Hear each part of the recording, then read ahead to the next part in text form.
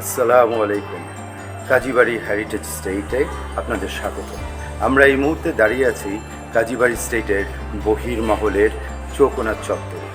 এই চত্বর থেকে আমরা কাজীবাড়ি বহির্মহলের দোতলা এবং একতলা বৈঠকখানা দেখতে পাচ্ছি। এই হচ্ছে অন্দরমহলের সিঁড়ি, যে সিঁড়ি দিয়ে 200 বছর আগে থেকে যারা আমার পূর্বপুরুষ ছিলেন তারা এই সিঁড়ি দিয়ে উঠেছেন।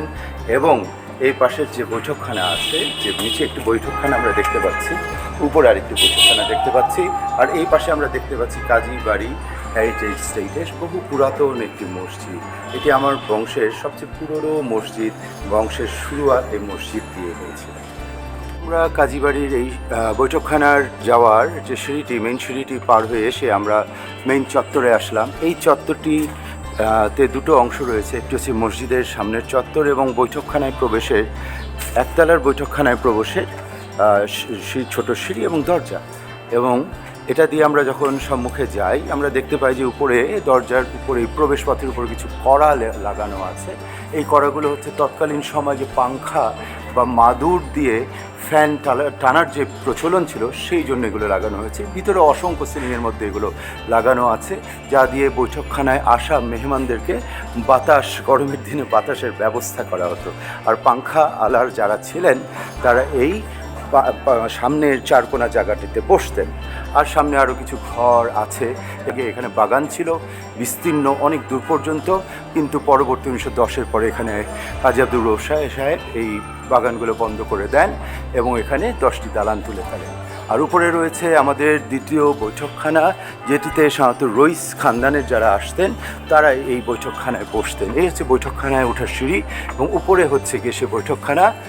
এই বৈঠকখানায় আপনার প্রবেশের দরজায় দিক দিয়ে এবং এখান থেকে মসজিদের কাছে যারা আসতেন তারা বৈঠকখানায় তাদের যা মিটিং অথবা যাই চলতো সেটা করে তারা এই মসজিদে এসে নামাজ পড়তেন।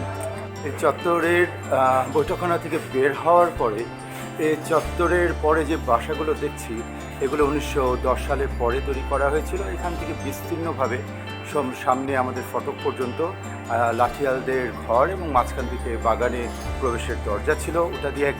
ওটা সম্বন্ধে আমি আবার কোনো একটা সামনের কোনো এক ভিডিওতে বলবো। তো বাগান থেকে যারা আসতেন ওই ফটক দিয়ে তারা এসে এই বৈঠকখানায় বাগান পের হয়ে এসে তারপরে এই বৈঠকখানায় সিঁড়ি দিয়ে তার উপরে দোতলার বৈঠকখানাতে গিয়ে বসতেন। আজকে আমাদের কাজীবাড়ির বৈঠকখানা 1 এবং বৈঠকখানা দোতলার 2টিকে আমরা দেখালাম। ভবিষ্যতে বৈঠকখানার ভিতরে কী আছে এবং তৎকালীন সময় কি ব্যবহার করা হতো, কিভাবে মানুষজন এখানে আসতেন বাগানের ফটক পেরিয়ে এসে এখানে বৈঠকখানায় আসতেন। এবং আরও দুটো রাস্তা ছিল বৈঠকখানায় আসার। একটি ছিল মসজিদের দিক দিয়ে, অপরটি ছিল আমাদের ধুলাইখালে যে নদীর ঘাট আছে সেই নদীর ঘাটে নৌকো রাখার জায়গা ছিল। আমাদের এখানে 3টে ঘাট ছিল, একটি মেহমানদের, একটি আমাদের বজ্র রাখার, আর একটি অন্দরমহলের ঘাট। এরপরের এপিসোডে আমরা এইগুলো নিয়ে আপনাদের কাছে উপস্থাপন করি।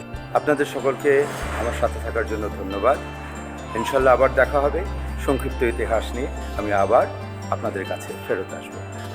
এখনকার জন্য বিদায়। আসসালামু আলাইকুম।